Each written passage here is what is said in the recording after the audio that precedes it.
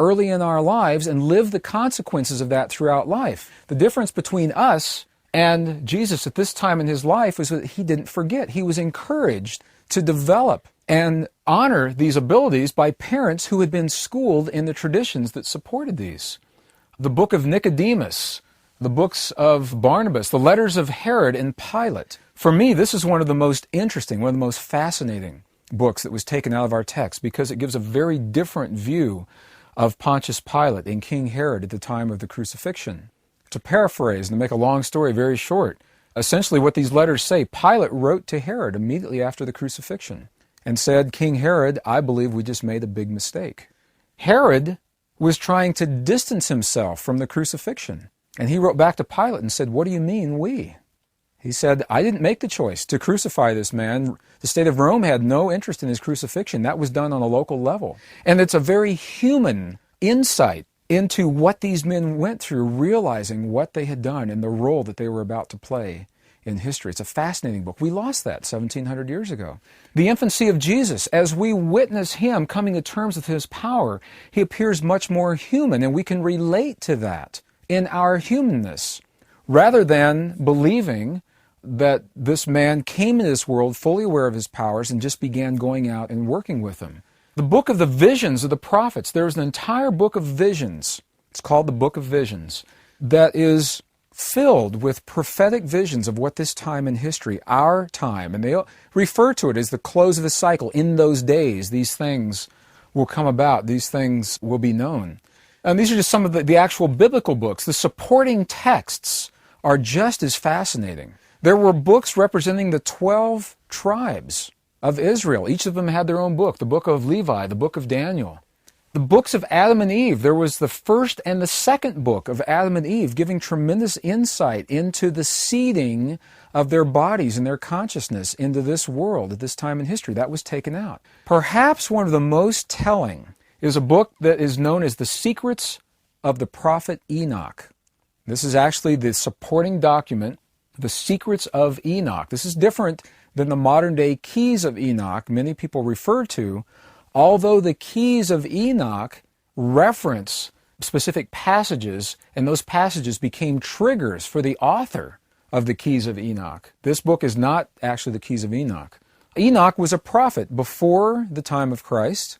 He was taken from his time ahead of our time, had the opportunity to witness what would become the people of this world, taken back to his world, and he dictated to his son Methuselah so that this message would be preserved for all of history. And he saw very clearly that at this time in history there would be a great change. And he identified the change. He said, for example, that the weather patterns would shift and the crops wouldn't grow in their seasons, that rains would cease in some parts of the world and become very great in other parts of the world. He also talks about the earth becoming inclined on her axis during this time in history, and it's something geologists have struggled with in the past. How the poles have shifted, the magnetic poles, whether or not the geographic poles have shifted as well.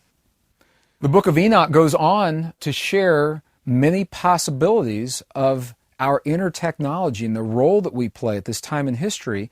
It's at this time in history that all the secrets of heaven are at last divulged to the children of the earth. Through those secrets, they make the choices in terms of how they will live their lives from this point forward.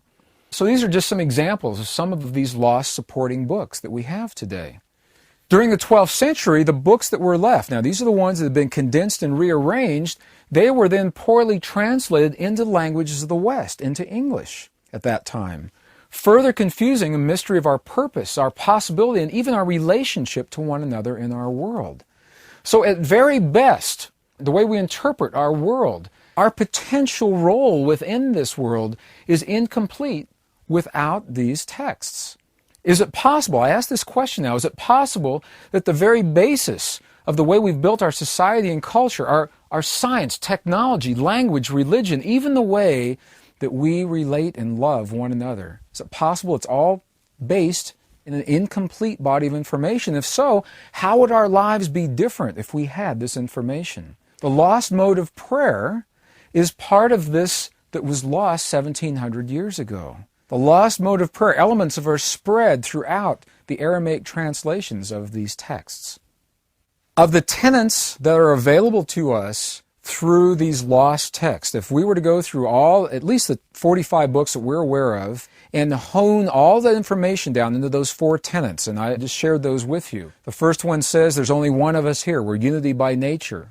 The second one reminds us that that unity consciousness is moving collectively toward this rare moment in history. The third one reminds us that we have direct access to the creative forces of our world. And the last one suggests that the science of compassion may be the most ancient science that allows us to gracefully transcend the great challenges of our life with grace.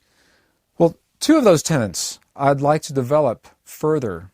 Well, one of those, it's the one that says there's only one of us here, that our consciousness is holographic in nature.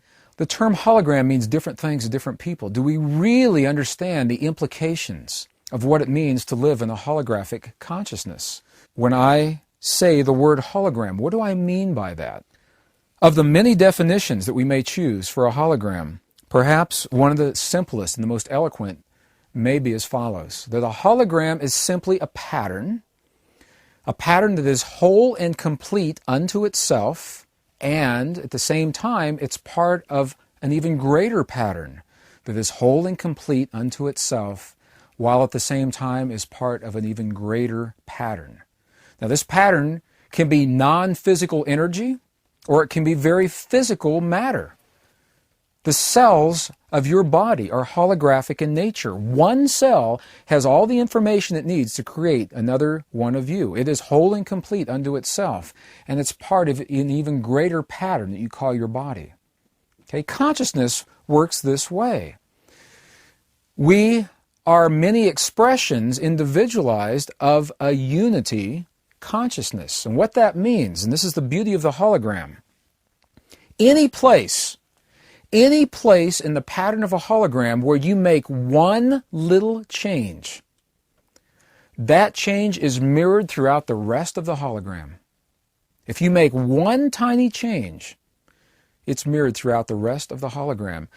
Perhaps a good example, this is a story that's told from the Spanish journals when the explorers were coming over looking for new routes into this world in the 1500s.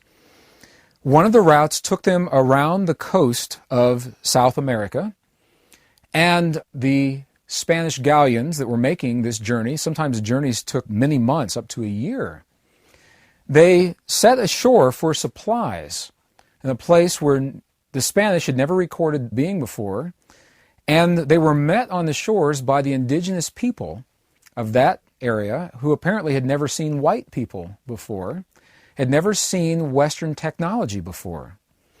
And fortunately for this particular story, one of the first men to meet them on the shore was the shaman of the tribe. He was the holy man.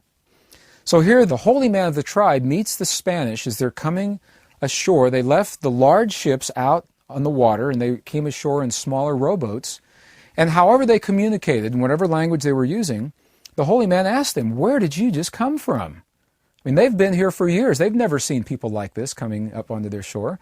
And however they communicated in return, the Spanish said, "We came on this little boat from that big boat with the wooden planks and the canvas sails out on the horizon of the ocean." And the holy man looked to where the Spanish were pointing, and he couldn't see that ship. The ship was there, and it was of a pattern that was so foreign to his frame of reference, it made no sense to his conscious recognition. He didn't recognize it. And as I hear this story, I often wonder, how many times does that happen in our world, in our lives? How many times do things happen right in front of us, and maybe we disallow it because it doesn't make sense in terms of our frame of reference? Is it possible there's a whole separate world going on here that we haven't recognized because we don't allow for it in our paradigm? Well, because this was a holy man, because he was a shaman, he was fascinated by the possibility that these people came from something that he couldn't see. So another individual may have dismissed it. The shaman worked with it. And eventually, what he said, in a matter of moments, he says, if I look out of the corner of my eyes and I squint just the right way and redefine the shape of my eyeball, I begin to make something out on the horizon. And in just a few moments, he taught himself how to see a pattern of matter that he had never been exposed